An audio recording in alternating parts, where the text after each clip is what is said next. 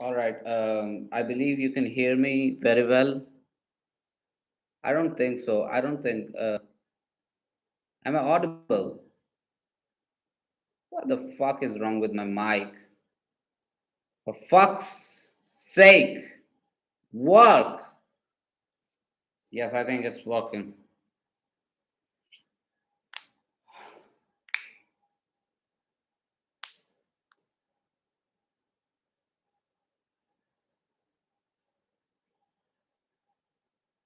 So, ergativity, the question ergativity about ergativity, the first assertion is that there are some South Asian languages that show ergativity in full scale as articulated by W.R. Dixon.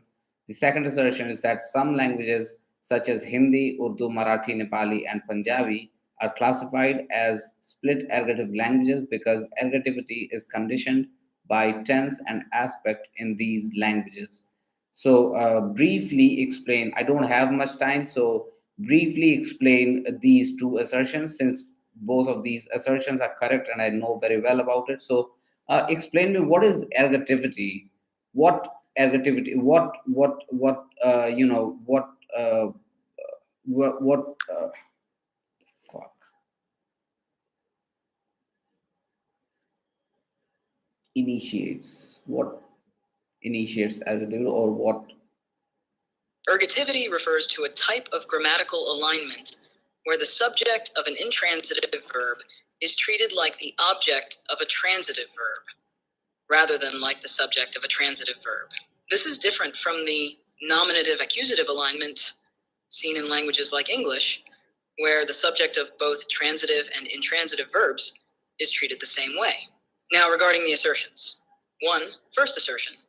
Some South Asian languages show ergativity in full scale, as described by W.R. Dixon. This means that these languages consistently use ergative alignment across their grammar, especially in specific contexts, like certain tenses or aspects.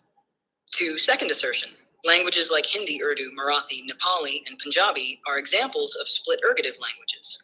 In these languages, ergativity is not applied universally, but depends on factors like tense and aspect. For example, in Hindi, ergative constructions are typically used in the past tense with perfective aspect. This means that in certain conditions, like present tense or imperfective aspect, these languages might switch to a nominative accusative alignment. In short, these assertions highlight that while some languages consistently use ergativity, others use it only under specific grammatical conditions. Can you cite some of the examples from Hindi, Punjabi, which are ergative sentences? Certainly. Here are some examples of ergative constructions in Hindi and Punjabi. Hindi. 1. Example. Exempt sentence. Ram ne khana khaya. Translation. Ram ate the food. Explanation. In this sentence, Ram is the subject and khana is the object. The verb khaya khaya is in the perfective aspect. The ergative marker ne is attached to the subject Ram because the action is completed, perfective aspect. This is an example of ergativity in Hindi. 2. Example sentence. Sita ne kitab padhi. Sita ne kitab parhi. Sita read the book. Explanation. Here, Sita is the subject and kitab is the object. The verb parhi is in the perfective aspect. The subject, Sita takes the ergative marker ne due to the past perfective tense. 1. Example. Sentence. Rajan ne roti khai. Raj ate the bread. Explanation. In this sentence, Raj is the subject, roti is the object, and kai is the verb. The ergative marker ne is used with Raj because the action is in the past perfective aspect. 2 example. Sentence. Aman ne kitab padhi.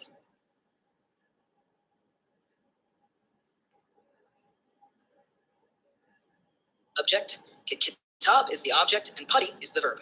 The ergative marker ne is attached to the subject aman naman because the sentence is in the past perfect. So the connection has failed. Anyways, so the next question talks about the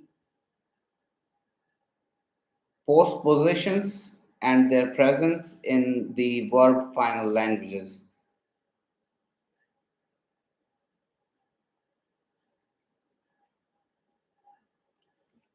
So, verb final languages have postpositions, which means that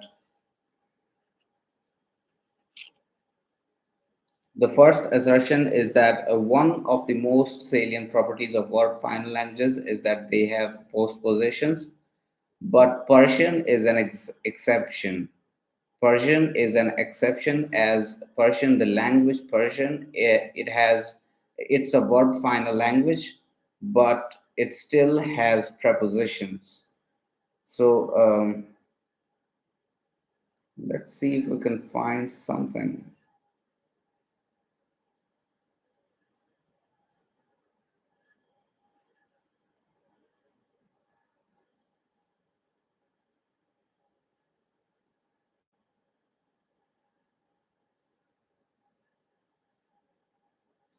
What would be the most I can find is examples where a Persian construction has adposition as preposition and not postposition.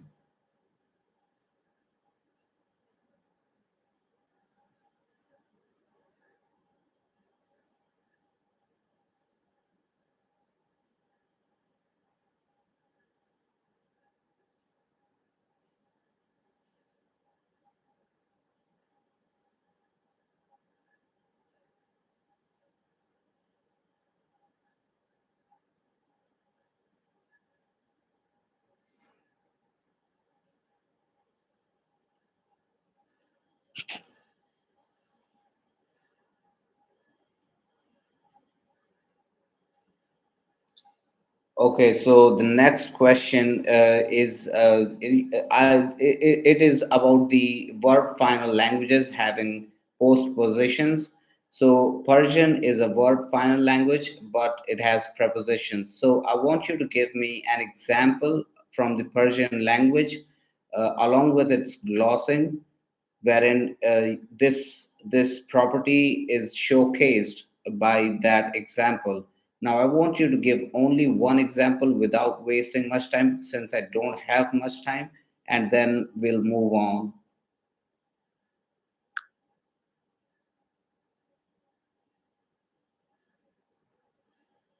Sure. Here's an example from Persian that showcases its use of prepositions despite being a verb final language. Example. Sentence. Kitab ra ruy miz gozashtam. Kitab ra ruy miz gozasht. Book ACC on easy table put past 1 SG. Translation, I put the book on the table. Explanation. In this sentence, ruai is a preposition meaning on, and it precedes the noun miz, meaning table. This demonstrates that Persian, despite being verb final, where the verb gozashtam comes at the end, uses prepositions rather than postpositions. Let's move on to the next topic.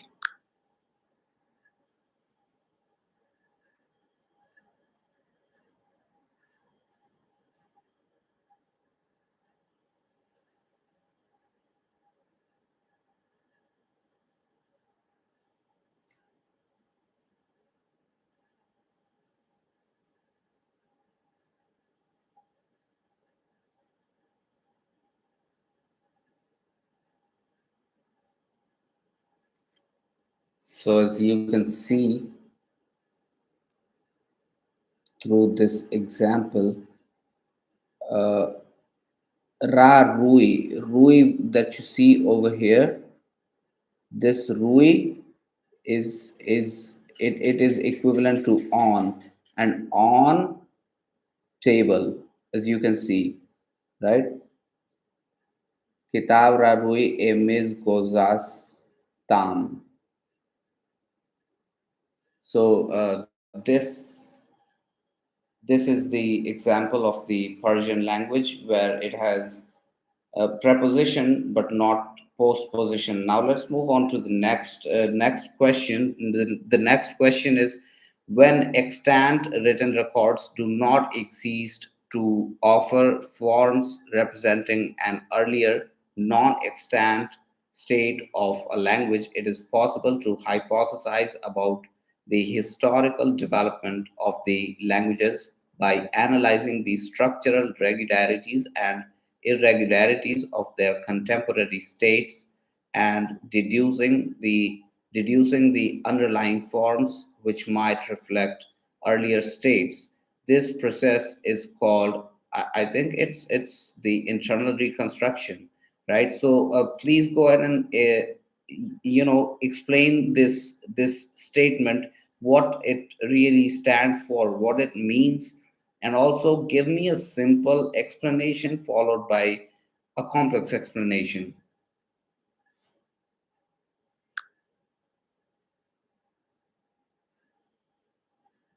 You're absolutely right.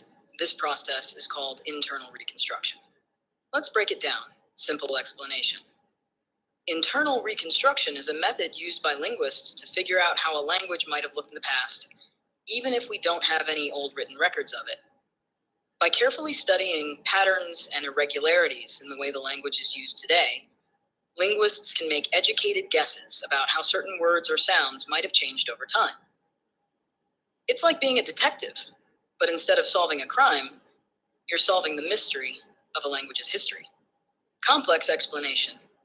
Internal reconstruction is a diachronic linguistic method that allows researchers to infer earlier stages of a language based solely on the analysis of its current forms. Unlike comparative reconstruction, which compares multiple languages to reconstruct a common ancestor, internal reconstruction works within a single language. The process involves identifying irregular patterns in phonology, morphology, or syntax that cannot be easily explained by the language's contemporary rules. These irregularities often arise from historical changes that have affected only some parts of the language. By hypothesizing what the regular forms might have been before the irregularities appeared, linguists can reconstruct the earlier, more regular state of the language. This reconstructed state, though hypothetical, can provide insights into the historical development of the language. For example, if a language has a few verbs that have irregular past tense forms, internal reconstruction might suggest that these verbs once followed a regular pattern, but changed due to sound shifts or other historical processes. Would you like to dive deeper into this, or should we move on to the next question? Let's move on to the next question. The next question, a process of regularization which affects the exceptional forms in the grammar of language. This is certainly referred to as this process of regularization is referred to as analogy. Now, yes, I know about that, and so let's move on to the next question. The claim that sound change is a regular process has been long sufficiently well linked to the neo-grammarians. The next question is, it has two assertions. The first assertion is that when we find some languages which are clearly connected through a genetic relationship, it therefore follows that they belong to a language family. The second assertion, that all of these languages are descended from a single ancestral language. So both of these are true. Next, let's move on to the next question. The next question is that a sound change in which a repeated sequence of sounds is simplified to a single occurrence is termed as haplology. Now, an example of haplology is the Old English word humbly, which later changed to humbly in the modern English. Now, I would like for you to give me an example of paragoge and what it really stands for. Paragoge, the one of the options mentioned in the same question. What is this phenomena, paragoge?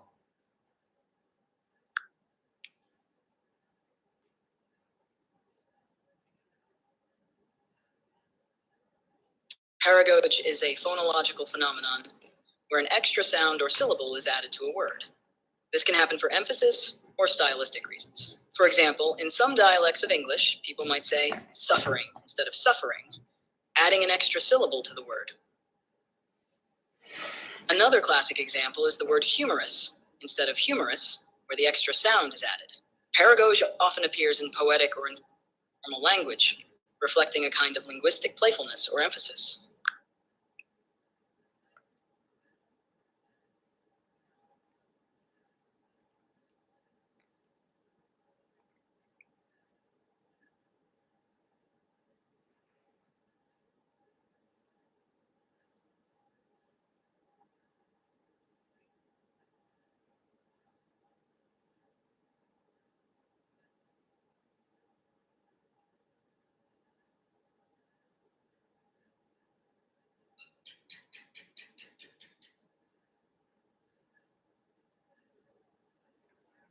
Now, apheresis, syncope, and apocope, these relate to the explanation of the deletion of the sound segments within words.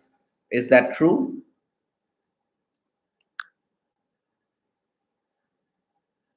Yes, that's correct. Aphoresis, syncope, and apocope all involve the deletion of sounds within words, but they occur at different positions.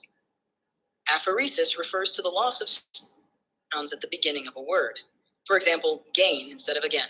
Syncope is the deletion of sounds from the middle of a word, such as family instead of family. Apocope involves the loss of sounds at the end of a word, like tele instead of telephone. These processes help in understanding how words evolve and change over time. So, what is anaptexis and prosthesis?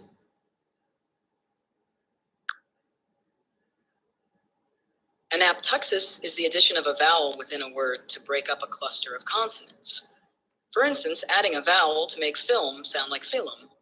Prothesis is the addition of a sound at the beginning of a word, such as the initial E in the Spanish word espada, sword, which comes from Latin spatha.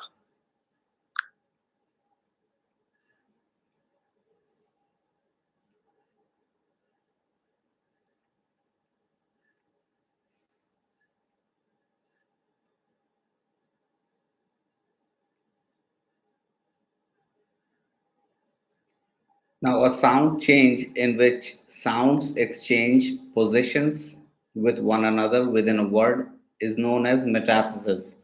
The explanation for compensatory lengthening, one of the options. I don't know what that is. So can you explain me that with a relative example so that it stays with me forever?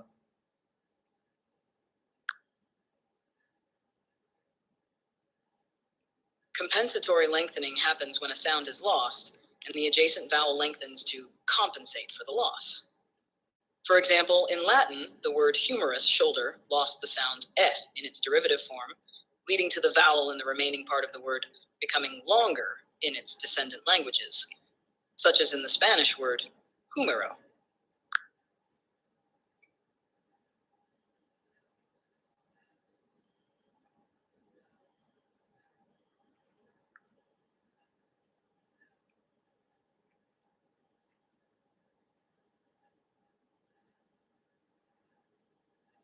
Now the next question has two assertions. First assertion, synchronic linguistics refers to the study of language across time. Second assertion, diachronic linguistics refers to the study of language at a particular point of time. Both of these assertions are incorrect. Moving on to the next question. First assertion, human language would presumably function much better as a medium of communication if it did not change over time. False. Second assertion, apparently language change is universal. Now, this second assertion is certainly correct. Now, the correct option is one is false, but two is true. Please explain the first assertion and what mechanism goes behind it.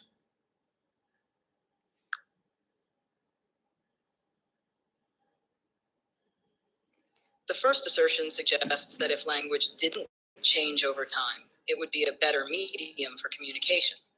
However, this is false because language change allows for adaptability and the introduction of new concepts and technologies. Without change, languages might become outdated and less effective in expressing contemporary ideas and needs. The mechanism behind this is that language evolves to meet the changing needs of its speakers.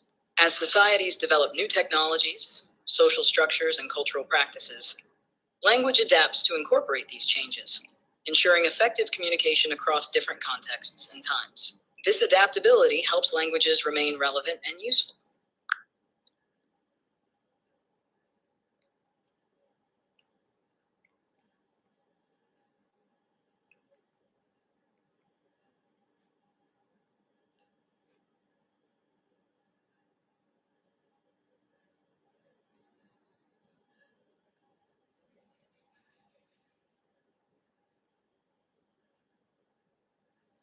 Now, what refers to a general model of grammar within which all the individual varieties can be interrelated, thus providing a model of a speaker's passive competence?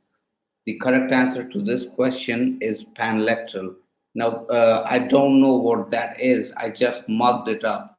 Now, you need to explain me what this statement means, and please provide me a simpler explanation followed by a complex explanation to this term panlectal.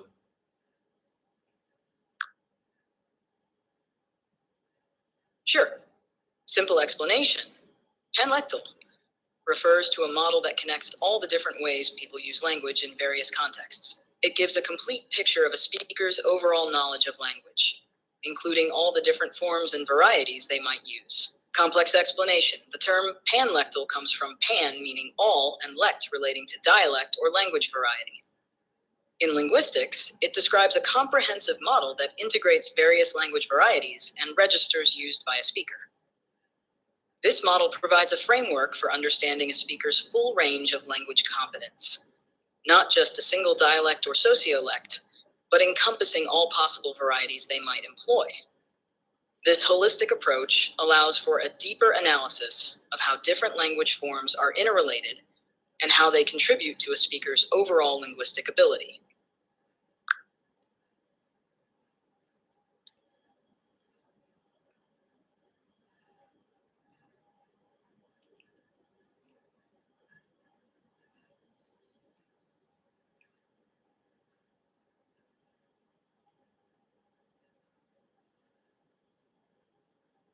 Now, what does the term paralanguage mean?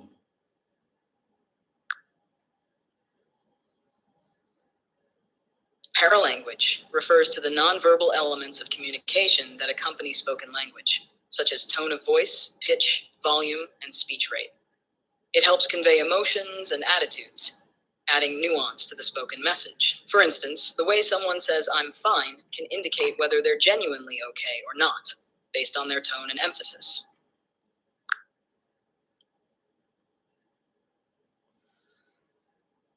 Now, the next question has two assertions. The first assertion is that a close a closed test involves presenting learners with a complete passage, at the end of which descriptive questions are asked.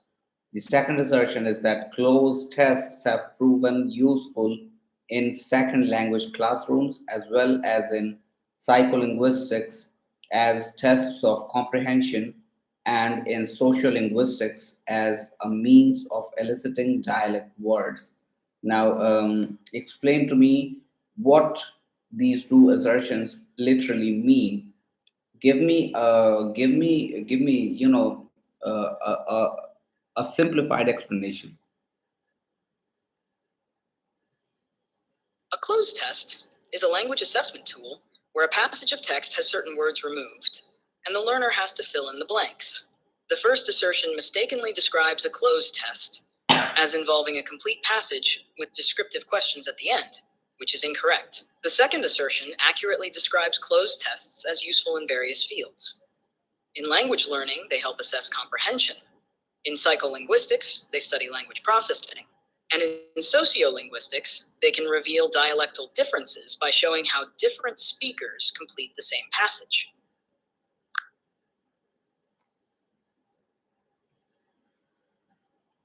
Now, the concept of communicative competence in social linguistics is a contribution of Del Himes. Moving on to the next question. Acquisition versus learning distinction is attributed to Stephen Krashen. So, acquisition versus learning distinction, what does this really mean? Acquisition is, the subconscious learning of language, whereas learning specifically is, learning a language in a classroom setting, like learning the rules, the grammar rules, the and stuff. Is that correct about the acquisition and learning distinction? Please be brief. Don't be too explanatory.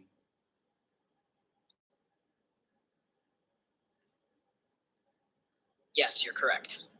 Acquisition is the subconscious process of picking up a language naturally, while learning is the conscious process of studying language rules and grammar in a formal setting.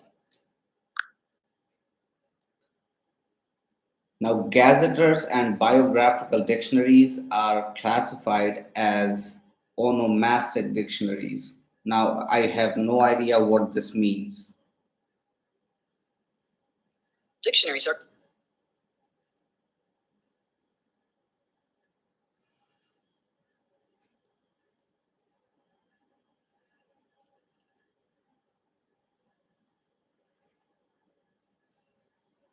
So, gazetteers and biographical dictionaries are classified as onomastic dictionaries.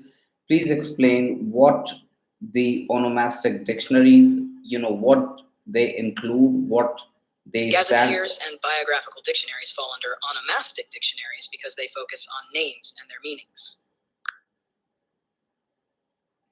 So, what is the whole concept of onomastic dictionaries? What do they include?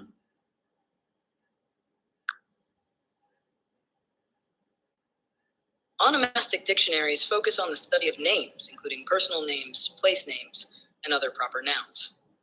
They provide information about the origin, meaning, and historical context of these names. For example, they might include entries on the etymology of a surname or the historical significance of a place name. And what are gazetted and biographical dictionaries? What do they include? Please exemplify. Gazetteers and biographical dictionaries are both types of reference works, but serve different purposes. Gazetteers are geographical dictionaries that provide information about places. They typically include details such as the location, population, and historical significance of cities, towns, and other geographical features. For example, a gazetteer might describe the geographic and economic characteristics of a town like Chesterfield and include its coordinates, population size, and notable landmarks. Biographical dictionaries, on the other hand, focus on individuals. They provide information about people's lives, achievements, and contributions. For instance, a biographical dictionary might include entries on historical figures like Leonardo da Vinci, detailing his life, works, and influence. In essence, gazetteers cover places, while biographical dictionaries cover people. Now, what is onomasiological dictionary? What does this include? Onomasiological dictionary. Please exemplify.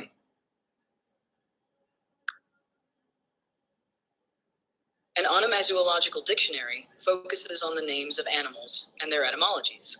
It provides detailed information about animal names, including their origins, meanings, and sometimes historical usage. For example, such a dictionary might explain that the name elephant comes from the Greek word elephas, and it might provide details on how different cultures have referred to elephants throughout history.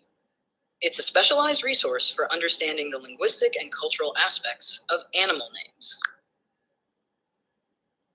The next question has two assertions. The first assertion is that Creoloid is a form of Creole arising out of mixing of features from two or more source languages, but without a history of origin in a pidgin language. That is very true.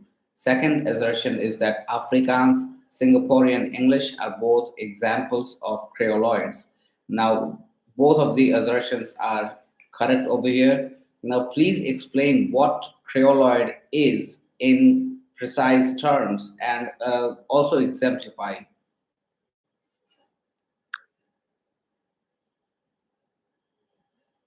A creoloid is a language that develops from the blending of features from multiple source languages, but does not originate from a pidgin.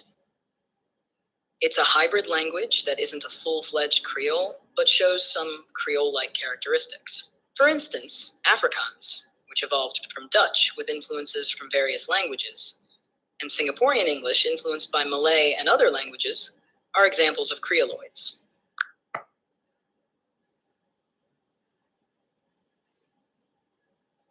Now, the next question is about the computer assisted language learning, CALL, call. Now, call refers to the area of technology and second language teaching, and it claims to have achieved first to judge the predetermined right or wrong answer correct. Second is that it provides immediate feedback, that is also correct.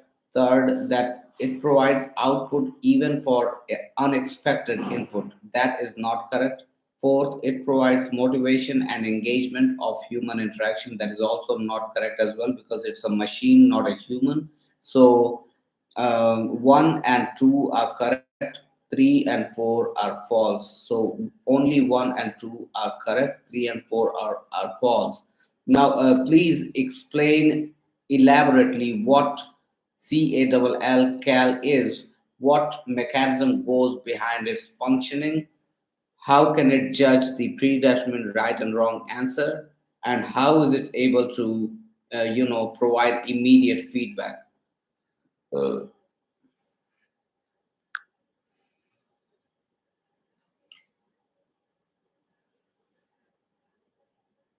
Computer-assisted language learning, CALL, involves using technology to support language learning. Its core function is to offer interactive and structured language practice through computers or apps. 1. Judging right and wrong answers. CALL systems use predefined algorithms and databases to check answers against correct responses. When you input an answer, the system compares it to its database of correct answers. If there's a match, it recognizes the answer as correct. If not, it flags it as wrong. This process relies on a set of rules or patterns that the system uses to evaluate your responses. 2. Providing immediate feedback. CALL systems are designed to give instant feedback based on the user's input. When you answer a question, the system processes your response right away and provides feedback, such as correct and incorrect messages or hints for improvement. This is achieved through programmed responses and real-time data processing, which helps learners correct mistakes and understand concepts more quickly. Essentially, CALL leverages technology to facilitate language learning by automating the evaluation process and offering timely feedback. Although it does not fully replicate human interaction or handle unexpected input as flexibly as a human tutor might.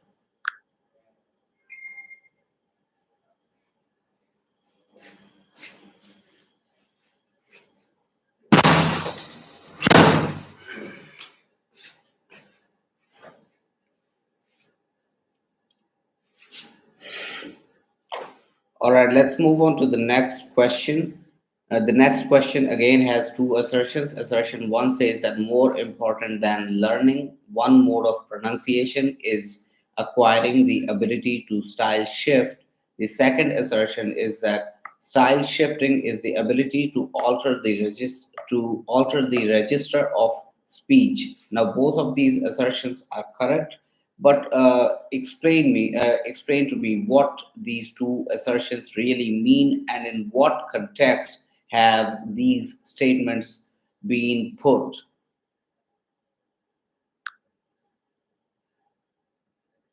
These assertions are discussing the concept of style shifting in language use. One, learning one mode versus style shifting. The first assertion suggests that it's more crucial to learn how to switch between different styles of speaking rather than just mastering a single pronunciation mode. This means that being able to adapt your speech to different contexts, such as formal or informal settings, is more valuable than only focusing on one way of speaking. 2. Style shifting and register. The second assertion defines style shifting as the ability to change your register of speech. Register refers to the level of formality or type of language used in different situations. Style shifting means adjusting your speech according to the social context, audience, or purpose of communication, like using more formal language in a job interview and informal language with friends. In summary, these statements highlight the importance of adapting your language style to texts for effective communication, rather than just perfecting one way of speaking. Now, the next question is an approach to language teaching that focuses on language functions and communicative competence is the communicative functional approach. Now, please explain to me who proposed this, what mechanism underlies this approach, and yeah, go ahead and do that.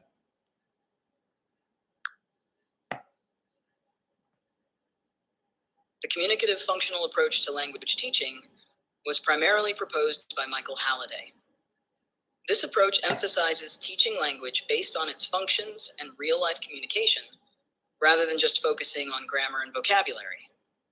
It views language as a tool for social interaction and focuses on how language is used to accomplish various functions, like asking for information, giving directions, or expressing emotions. The mechanism underlying this approach involves 1. Teaching language functions.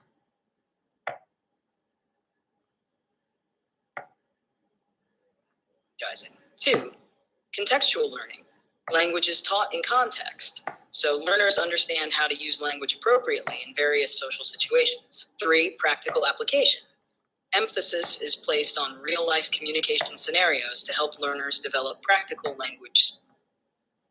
Helps learners become more effective communicators by focusing on how language is used in everyday interactions.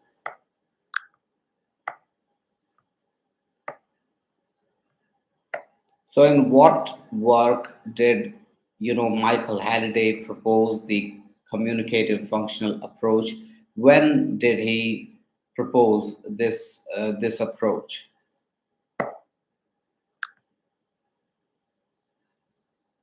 Michael Halliday proposed the communicative functional approach in his influential work, An Introduction to Functional Grammar, first published in 1978.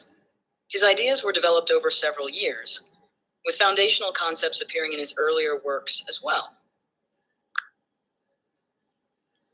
Now, the next question is Charles Ferguson. And Charles Ferguson, what is Ferguson associated with? So, Charles Ferguson is associated with diglossia.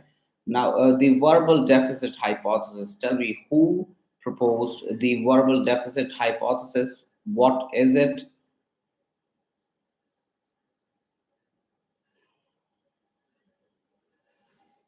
The verbal deficit hypothesis was proposed by Michael Halliday.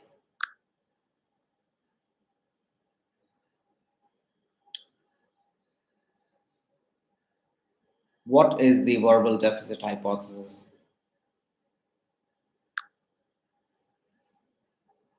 The term verbal depth of the time boxes doesn't seem to be a widely recognized concept in linguistics or related fields. It might be a term specific to a particular text or context you're studying. If you have more details or if it's related to a specific concept, let me know and I can help clarify further. So one of the options that we just discussed about Charles Ferguson. So one of the options under this question is the verbal deficit hypothesis. I want to know about the verbal deficit hypothesis. This verbal deficit hypothesis. Who proposed it? In which work was it proposed? When was it proposed? What does it signify or mean?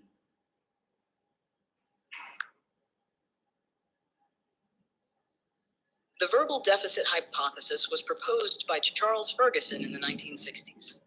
It suggests that certain social groups may have lower verbal abilities or deficits, often due to social and environmental factors, rather than inherent limitations.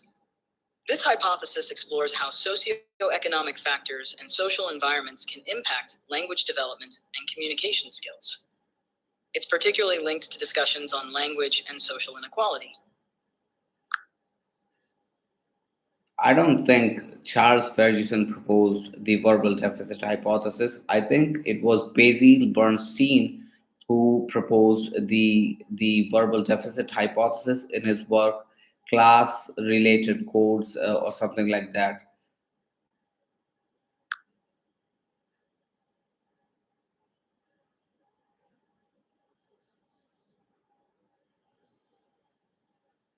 You're right. The verbal deficit hypothesis was indeed proposed by Basil Bernstein, not Charles Ferguson. Bernstein introduced this idea in his work on language and social class, particularly in his research on the restricted and elaborated codes.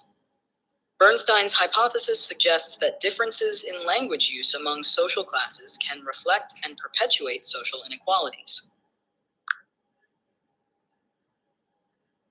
Now, the key opened the door is an example of instrumental theta role. The boy felt happy is the experiencer theta role. He took out the gun from the van is the source theta role. Message, message is related to the poetic function. So, tell me, what does poetic function really signify? How is message related to the poetic function?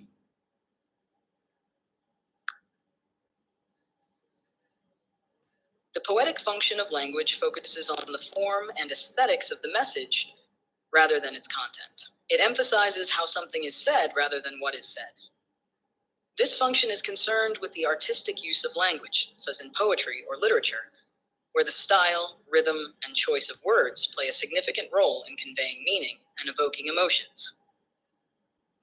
The message, in this context, is crafted to highlight its own artistic qualities, making the way it's expressed as important as the actual information it conveys. Next is contact. Contact is associated with the phatic function. Addressor is associated with the emotive function. Format analysis is associated with the acoustic phonetics, and pitch is associated with the auditory phonetics. Stricture types is associated with the articulatory phonetics. Good, bad. It looks like there are some mix-ups here. Let's clarify. Contact is associated with the phatic function, which is about establishing and maintaining social relationships and ensuring that communication channels are open. Addressor is linked with the emotive function, which expresses the speaker's emotions and feelings. Format analysis is associated with acoustic phonetics, which studies the physical properties of sounds, such as frequency and amplitude. Pitch relates to auditory phonetics, as it is concerned with how we perceive and interpret the frequency of sounds. So the correct associations are contact, phatic function, addressor, emotive function, format analysis, acoustic phonetics, pitch, auditory phonetics. Now, good, bad. This is an example of a gradable antonym. So, explain me what is gradable antonym? What is the criteria for two words to be gradable antonyms of each other?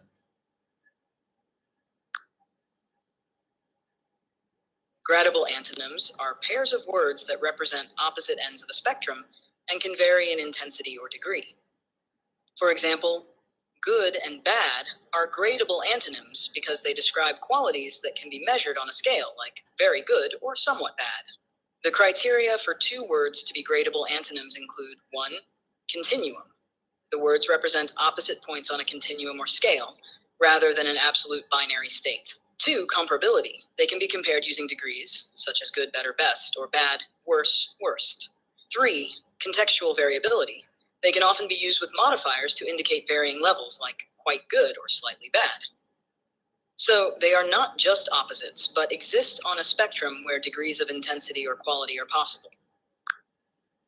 Now, the next we talk about lend, borrow. So, lend, borrow, these are examples of converse antonyms.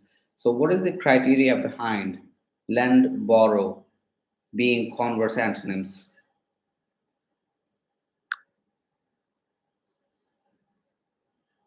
Lend and borrow are examples of converse antonyms because they describe a relationship between two entities from different perspectives.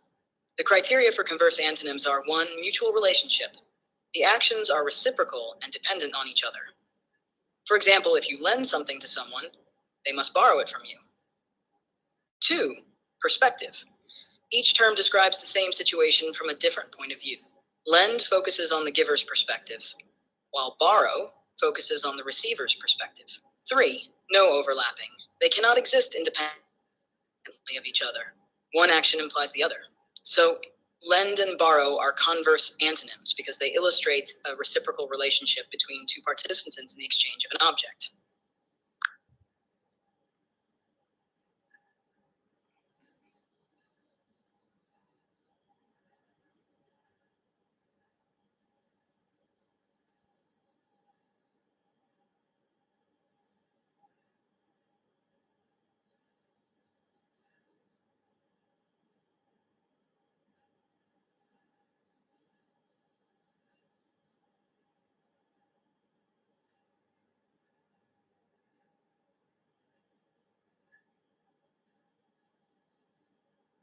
Basil Bernstein is associated with the verbal deficit hypothesis. The next is William Labov. William Labov is associated with the social motivation of sound change. Del Himes is associated with the communicative competence. That's it. That's it. And we are done. We are fucking done for the day.